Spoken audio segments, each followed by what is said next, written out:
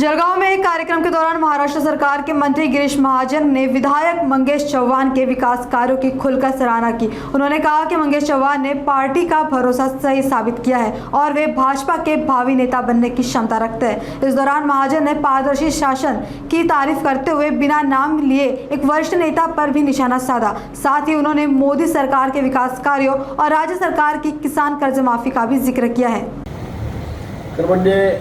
जळगावच्या विकासाच्या प्रवासातील एक महत्त्वाचा आणि आनंदाचा क्षण आहे। त्या ठिकाणी आपल्याला माहीत आहे मंगेशदादा चव्हाण यांचा दूरदृष्टीकोन, त्यांची खरंच दूरदृष्टी मी म्हणेन तुला बोलायला की इतकं चांगलं काम म्हणजे कुठल्या भाषेमध्ये कौतुक करावं, कुठल्या भाषेमध्ये त्यांचं अभिनंदन करावं हे मला कळत नाही। इतका दूरदृष्टी असलेला नेता आपल्याला या ठिकाणी मिळालेला आहे की मी शब्दामध्ये सुद्धा सांगू शकणार नाही। कामं आता मी ज्यावेळेला बघितली तेव्हा गुलाब बोलून मी आश्चर्यच करत होतो की असं कसं काय होऊ शकतं। आता आम्ही 60-35 वर्ष मला झाले, 5 वर्ष सरपंच, 40 वर्ष मला मी कॉलेज सोडल्यापासून जोड होतोय। गुलाब भाऊ या ठिकाणी 5 टर्म त्याचे झालेले आहेत। म्हणजे पण आम्हालाही आश्चर्य वाटतंय की कसं काय होऊ शकतं। असं अतिशय प्रामाणिकपणे काम किंमत सांगितल्यावर बिल्डिंग इमारतीची ते इतकं त्यांनी लक्ष देऊन काम केलं आहे। म्हणजे आम्हाला वेळेलाच लक्ष दिलं, अजून महिन्यातून 2 दिवस 3 दिवस घरी येतो, 28 दिवस बाहेर फिरतो।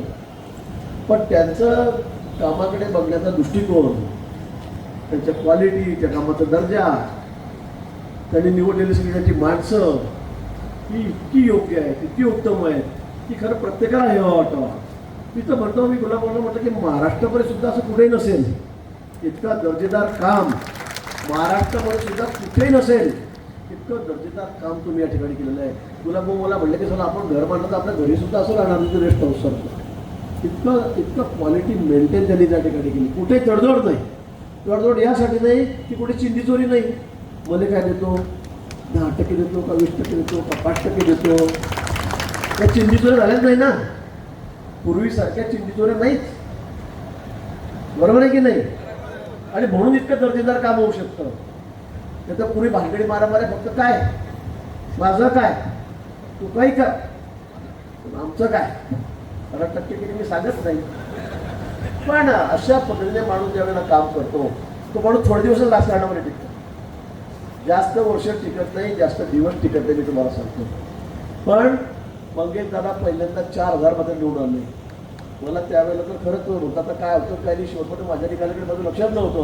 मग ते मंगेशचं काय आणि मंगेशचं काय, शेवटी मग आपलं जमलं, 4000 मंगेश त्या ठिकाणी निवडून आला आणि मी सुट्टीचा श्वास सोडला। कारण खूप भानगडी करून मी तिकीट दिलेलं होतं, तुम्हाला माहिती, प्रेस्टिज करून तिकीट दिलेलं होतं। मंगेशला तिकीट द्यायचं कारण राजकारणामध्ये कसं की फार मंगेशचं ते असं काम नव्हतं, असायचा त्या तेव्हाचे खासदार आमदार बरोबर तो फिरायचा, त्याचा मित्र होता।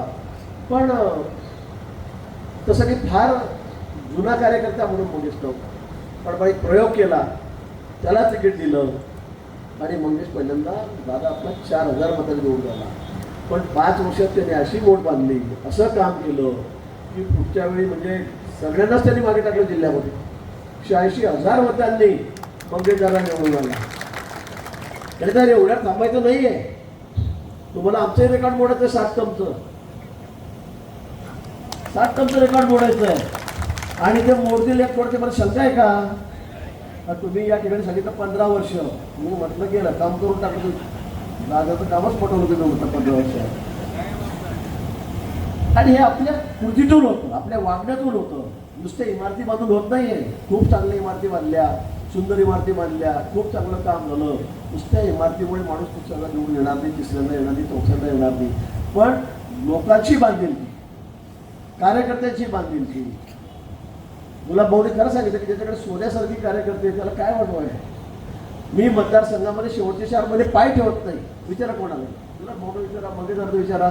जातो मी राज्यभर फिरतो, मी फक्त फॉर्म भरल्या दिवस जातो आणि मतदानाच्या दिवशी जातो। सकाळी मी मतदानाच्या दिवशी आपल्या दिवशी संध्याकाळी 6 वाजता उतरलो हेलिकॉप्टरने, लगेच ठिकाणी घेतली, परत मुक्ताईनगरकडे गेलो। मुक्ताईनगरकडे गेलो होतो मी प्रचाराला।